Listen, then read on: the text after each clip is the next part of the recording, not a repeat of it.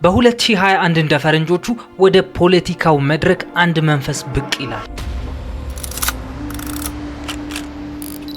ይህ መንፈስ የተባለው ደግሞ አክትሞለታል የተባለ ሰው ነበረ። ሰይፍ አልኢስላም ጋዳፊ፣ ያ ኔቶ አድኖ የገደለው የአምባገነኑ መሪ የሙአመር ጋዳፊ ልጅ። ነገር ግን ሰይፍ አልኢስላም ለፕሬዚዳንትነት እንደሚወዳደር ይፋ አደረገ። ምክንያቱም እንዴት መሰላችሁ? ከአባቱ ጋር ቁጭ ብሎ የቢሊዮን ዶላሮች ስምምነት ሲደረጉ ሲያይ የነበረ ሰው ነው። በሚስጥር የሚደረጉ ተልእኮዎች በሚጠነሰሱበት ሰዓትም አብሯቸው ቁጭ ብሎ ነበር። አያችሁ፣ ከ5 ዓመት በፊት ባራክ ኦባማ አንድ በጣም የጸጸተው ነገር በሚዲያ ወጥቶ ተናግሮ ነበር። በሊቢያ ጣልቃ መግባቴ ትልቁ ስህተቴ ነበር አለ። ኢራቅ አይደለም፣ አፍጋኒስታንም አይደለም፣ ሊቢያ። ታዲያ ምን ተበላሽቶ ይሆን? አይደለም የሊቢያ ህዝብ ባራክ ኦባማም እንዲጸጸት ያደረገው ነገር ምንድን ነበረ?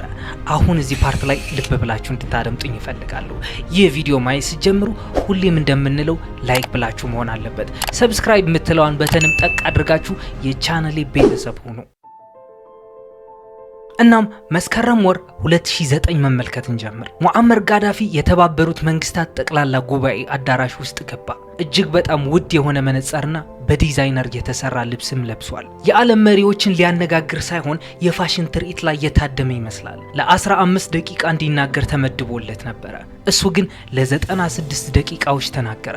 ከዚያም በካሜራ ፊት የተባበሩት መንግስታት ቻርተር ወረቀቱን ቀደደው። ለቅኝ ግዛት ብዝበዛ በትሪሊየን የሚቆጠር ዶላር ካሳ ጠየቀ። የጸጥታው ምክር ቤትም የሽብር ምክር ቤት ሲል ጠራው። ሙአመር ጋዳፊ የሚያወራውን ሲተረጉም የነበረ ሰው ደግሞ ንግግሩ ሳያልቅ በቀጥታ ስርጭት ላይ ያለ ስራዬን አቆሚያለሁ ብሎ ጥሎ ወጣ። ነገር ግን ሙአመር ጋዳፊ ከ2 ዓመታት በኋላ ይደረጋል። እንግዲህ እዚህ ጋር ነው ቅራኔው የሚመጣው። የምዕራባውያን መሪዎች ለምን እጁን ጨበጡት? በቢሊየን የሚቆጠሩ ዶላሮች ስምምነቶችን ለምን ተፈራረሙ? ለምንስ ወደ ዓለም አቀፉ ስርዓት እንዲመለስ ጋበዙት? ነገር ግን በድንገት ፊታቸውን አዙሮ እንደ አውሬ ለምን አደኑት? መስከረም 1969 የ27 ዓመቱ የወታደር ካፒቴን የሊቢያን ንጉስ ከስልጣን አወረደ። ጦርነት የለም፣ ደም መፋሰስም የለም። ንጉስ ኢድሪስ ለሕክምና ከሀገር ውጭ ነበሩ። ንጋት ላይ ንጉሳዊው አገዛዝ አከተመ። ያ ካፒቴን ማን ነበረ? ሙአመር ጋዳፊ ነበር። የተወለደው በ1942 እንደ ፈረንጆቹ ነበር። መብራትና ውሃ በሌለበት በዘላኖች ድንኳን ውስጥ። በአቅራቢያውም ትምህርት ቤቶች አልነበሩም። ዘላን ድሃ፣ ነገር ግን ያዳምጥ ነበር በሬዲዮ የጋማል አብደል ናስርን ንግግር።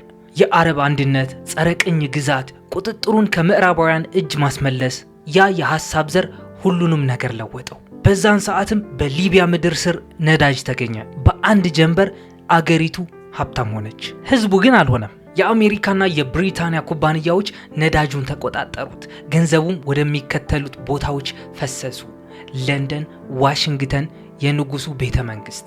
ሊቢያውያንስ በድህነት ቀጠሉ። ነገር ግን ጋዳፊ ይህን ሁሉ ነገር በትዕዝብት ይመለከት ነበረ።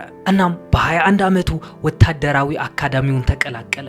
በሚስጥር አንድ ቡድን መሰረተ። የነፃ መኮንኖች ንቅናቄ the free officers movement የተባለ። በዝምታ ይገናኛሉ፣ አብዮትም ያቀዳሉ። እዚህ ጋር ነው ታዲያ ትልቁ ግርምት የሚፈጠረው። ለስልጠና ወደ እንግሊዝ ይላካል። ብሪታንያውያን ነገ ከአገሩ አባሮ ለሚያስወጣቸው ሰው ስልጠና ሰጡት። ስልጣን በያዘ በጥቂት ወራት ውስጥም የምዕራባውያን የነዳጅ ኩባንያዎች ተባረሩ። የወታደራዊ ካምፖች ተዘጉ። የነዳጅ ዋጋስ እንዲጨምር ተደረገ። ገንዘቡስ በሊቢያውያን እጅ ውስጥ ቀረ። ምዕራባውያን በቁጣ ነደዱ።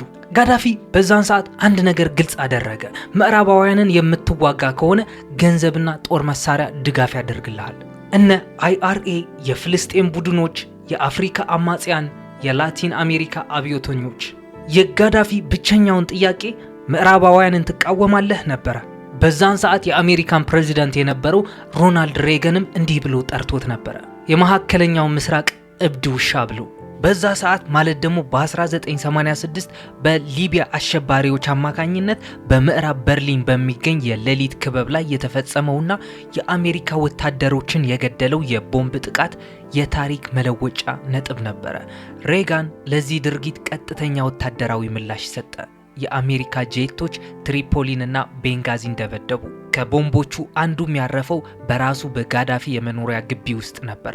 ከነዛ ቦምቦችም አንዱ ጋዳፊ የ6 ወር ህፃን የማደጎ ልጁ ሃና ጋዳፊ መግደሏን ለዓለም አስታውቆ ነበረ። ይህ ዜና ጋዳፊ በዓለም አቀፍ መድረክ የተጎጂነት ወይም ቪክተም ሁድ ካባ እንዲደርብና ምዕራባውያንን እንደ ጨካኝ ገዳዮች እንዲስል ረድቶታል። በ2011 የጋዳፊ ስርዓት ሲፈራርስና አማጽያኑ የባብ አልአዚዚያ ቤተ መንግስት ሲቆጣጠሩ የሚከተሉትን ነገሮች አግኝተዋል። የሃና ጋዳፊ ፓስፖርት፣ የትምህርት ማስረጃዎች እንዲሁም ከጋዳፊ ቤተሰቦች ጋር የተነሳችው ፎቶግራፎች። እናም ሃና ሞተች በሚል ሂሳብ ተያዘና ጋዳፊ ይህን ጉዳይ ፈጽሞ አልረሳው። ጋዳፊ ምንም አይነት ይፋዊ የሆነ ስልጣን እንደሌለው ይናገራል። ንጉስ አይደለም፣ ፕሬዚዳንት አይደለም፣ ፕራይም ሚኒስተርም አይደለም። እሱ ራሱን እንደ አቅጣጫ ጠቋሚ አድርጎ ነበር የሚያቀርበው። እውነታውስ ከተባለ ሁሉም ነገር በእጁ ውስጥ ነበረ። ታህሳስ 1988 የፓን አም በረራ 103 በስኮትላንድ ሎከርቢ ላይ ፈነዳ። 207 ሰዎችም ሞቱ። ቦምቡን ያጠመደው የሊቢያ ደህንነት ነበረ። መስከረም 1989 የዩቲኤ በረራ 772 በኒጀር ምድር ላይ ተከሰከሰ። 170 ሰዎችም ሞቱ። ይህ ድርጊት ደግሞ የሊቢያ እጅ ነበረበት። ሚያዝያ 7 ቀን በ1984 ቤንጋዚ ውስጥ ተማሪዎች የቅርጫት ኳስ ለማየት ስቴዲየሙን ሞልተውታል። የስፖርት ጨዋታ ያለ መስሏቸው ነበረ። ነገር ግን በስቴዲየሙ መሃል አንድ ሰው ተንበርክኳል፣ እጆቹም ታስረዋል። ሳዲ አህመድ አልሽዌዲ ይባላል። የ30 ዓመት ወጣት ነበረ። የኤሌክትሪክ ምህንድስና ተማሪ። በጋዳፊ ላይ ሴራ በማውጠንጠን ተከሷል። ወደ ትክክለኛው ፍርድ ቤት ግን አልቀረበም። ጠበቃም አልነበረውም። ከጥቂት ደቂቃዎች በኋላ ተሰቀለ። በቀጥታ የቴሌቪዥን ስርጭትም ተላለፈ። እንደዚህ አይነት ተግባር ደግሞ እንደ ልማድ ሆኖ ቀጠለ። በየአመቱ አፕሪል 7 በመጣ ቁጥር እንደዚህ አይነት ክስተቶች በቀጥታ ስርጭት ይተላለፋሉ። ሰኔ 1996 1500 የፖለቲካ እስረኞች ተሰወሩ። ምንም ፍንጭ ግን የለም። እነዚህ እስረኞች የተሰወሩት ከአቡ ሳሊም የተባለ እስር ቤት ነበረ። እስረኞቹ ስለ እስር ቤቱ ሁኔታ ተቃውሞ አሰምተው ነበረ። ጠባቂዎቹም በጥይት ነበረ ምላሽ የሰጡት። በአንድ ቀን ውስጥ 1270 ሰዎች ተገደሉ። ቤተሰቦቻቸውም እውነቱን ለማወቅ አመታት ነበር የፈጀባቸው። ጋዳፊ ተቃዋሚዎቹን የባዘኑ ውሾች ብሎ ነበር የሚጠራቸው። ወደ ውጭ ሀገር እንኳን ቢኮበልሉ አድኖ ከመያዝ ግን ወደ ኋላ አይል። አውሮፓም ይግቡ አሜሪካም ይግቡ ወደ ግብጽ የሚሄዱ ከእጁ የሚያመልጥ ሰው አልነበረም። እንግዲህ ነገሩ ውስብስብ የሚሆነው እዚህ ፓርት ላይ ነው። እናም ልብ ብላችሁ ማድመጥ እንዳረሱ። አያችሁ፣ በጋዳፊ አገዛዝ ሊቢያ በአፍሪካ እጅግ የበለጸገች ሀገር ሆነች። ነፃ የጤና አገልግሎት፣ ነፃ ትምህርት፣ የመሃይምነት የማጥፋት ዘመቻም ከ25% ወደ 88% ከፍ አለ።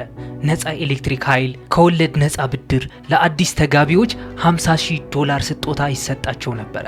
ገበሬዎቹስ መሬትና የእርሻ መሳሪያ በነፃ ነበር የሚሰጣቸው። ሴቶችም መማር፣ መምረጥ እንዲሁም የራሳቸው ንብረት ማፍራት ይችሉ ነበር። ይህ ነገር ደግሞ በሊቢያ አካባቢ የነበሩት ሀገራቶች ብርቅ ነበረ። ከዚያም ታላቁ የሰው ሰራሽ ወንዝ ወይም the great man-made river ይመጣል። $25 ቢሊዮን የፈሰሰበት ፕሮጀክት ሲሆን ከከርሰ ምድር የውሃ ክምችት ለ70% ህዝብ ንጹህ ውሃ ቀረበ። የተባበሩት መንግስታት ድርጅት ወይም ዩኤን ደግሞ እንዲህ ሲል ጠራው the 8th wonder of the world ወይም 8ኛው የዓለም ድንቅ። ታዲያ ጋዳፊ ምንድን ነው? ጨካኝ ወይስ አገር ገንቢ? ነገር ግን የሙአመር ጋዳፊ ትልቁ ሚስጥር ይህ ነበር። አማዞኒያን ጋርድስ ወይም የአማዞን ጠባቂዎች የሚባሉ ደናግል የሆኑ ሴት ቦዲጋርዶች ወጣቶች ናቸው። ለዚህ ስራ የሚመለመሉትም ከትምህርት ቤት 15 ዓመታቸው እያሉ ነበር። ይህ ጉዳይም ውመን ኢምፓወርመንት ወይም የሴቶች መብት ብሎ እንዲጠራው አድርጎታል። ነገር ግን ከሞት የተረፉት እነዚህ ጠባቂዎች ግን ሌላ ታሪክ ነው የሚያወሩት። ልዩ በሆኑ ግቢዎች ወይም ካምፓውንዶች ተዘግቶባቸው ይኖሩ ነበር። የግል ነፃነትም አልነበራቸውም። አብዛኞቹም በራሱ በሙአመር ጋዳፊ እንደተደፈሩም ይናገራሉ። ከነዚህ ሴት ጠባቂዎችም ሙአመር ጋዳፊ ከተተኮሰበት ጥይት ለማዳን ብላ ራሷን አሳልፋ በመስጠቷ ሞታለች። ከነዚህ ሴቶችም ይህ ጉዳይ ወደ ሚዲያ ይዘው የወጡት 8 ሴቶች ብቻ ነበሩ።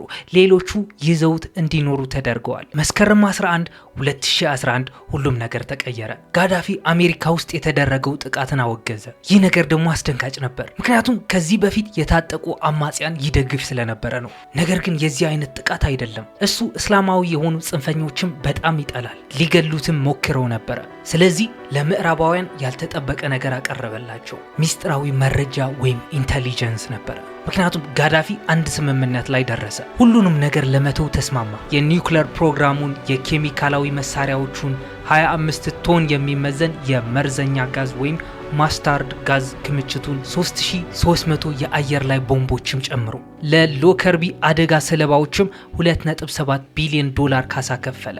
2006 ላይም ከሽብርተኝነት ዝርዝር ውስጥ ተሰረዘ። ማዕቀቦች ተነሱለት። በድንገትም ያ እብድ ውሻ እየተባለ ሲጠራ የነበረው መሪ የቅርብ ጓደኛቸው አደረጉት። ቶኒ ብሌርም ሊቢያን ጎበኘ። ኒኮላስ ሳርኮዚም ጋዳፊን ወደ ፓሪስ ጋበዘው። በቤተ መንግስቱ የአትክልት ስፍራ ውስጥ ድንኳን ተተከለ።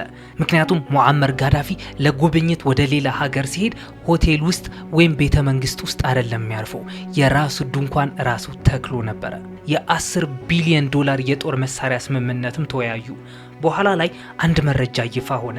ጋዳፊ የሳርኮዚን የምርጫ ቅስቀሳ በገንዘቡ እንደደገፈ። 2008 ላይም ኮንዶሊዛ ራይስ ጎበኘችው። ኮንዶሊዛ ራይስ ማለት የብሔራዊ ደህንነት አማካሪ ከ2001 እስከ 2005 የነበሩ ናቸው። በዚህ ኃላፊነት የመጀመሪያዋ ጥቁር አፍሪካዊት ሴት ነበሩ። በ911 የአሸባሪዎች ጥቃት ወቅትም የአሜሪካ የደህንነት ፖሊሲ ቀራጭ ነበሩ። ከ2005 እስከ 2009ም የአሜሪካ የውጭ ጉዳይ ሚኒስተር ነበሩ።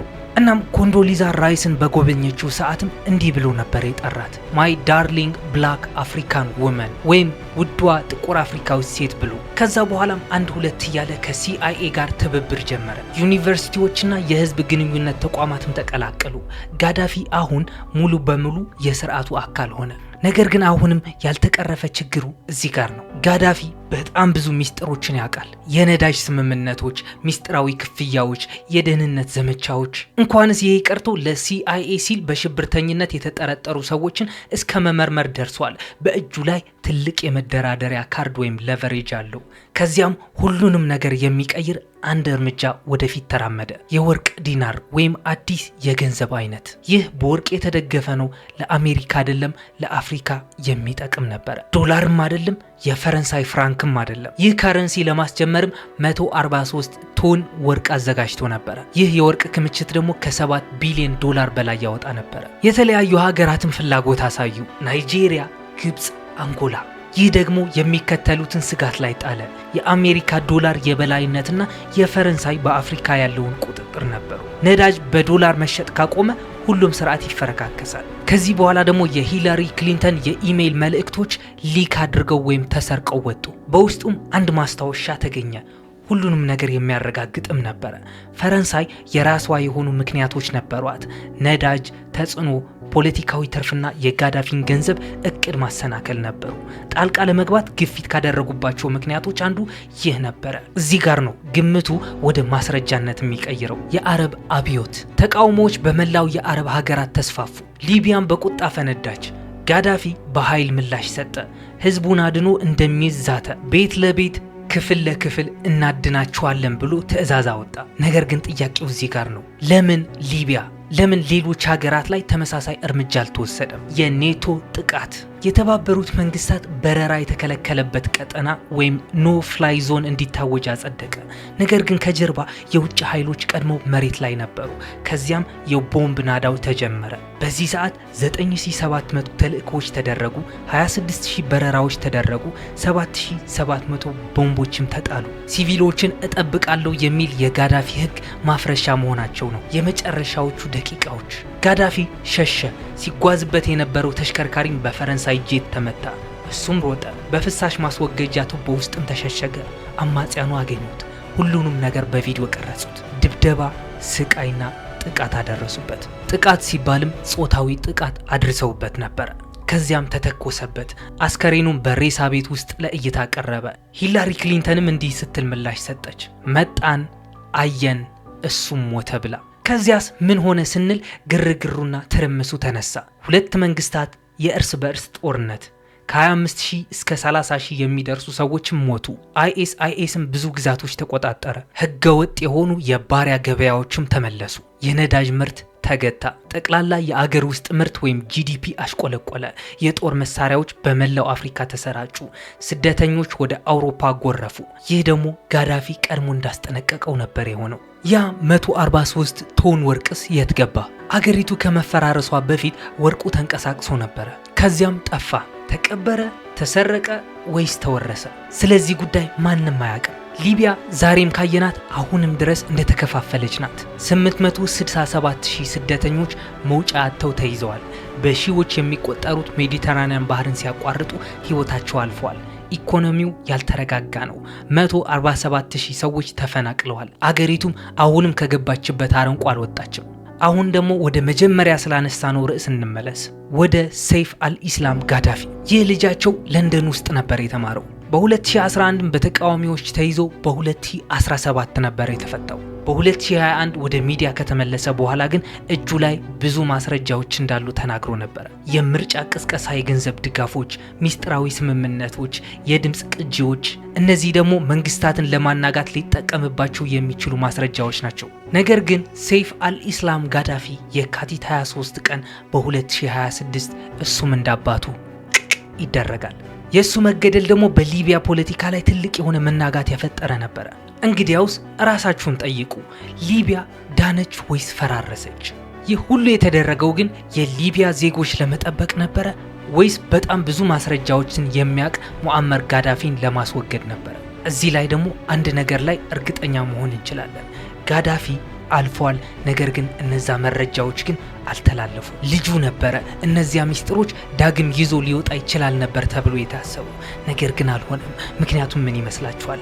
ቪዲዮ እስካሁን ድረስ ቁጭ ብላችሁ እያያችሁ ከሆነ ላይክ ማለት እንዳረሱ፣ ሰብስክራይብ ያላደረጋችሁ ሰዎችም ሰብስክራይብ የምትለዋን በተን ጠቅ አድርጉልኝ። እናም እስካሁን ድረስ የለፈለፍኩትን ነገር ከተመቻችሁ ኦፍ ኮርስ ይመቻችኋል። ቀጣይ ባበደ ስቶሪ እስክንገናኝ ድረስ ሰላማችሁን ያብዛልኝ።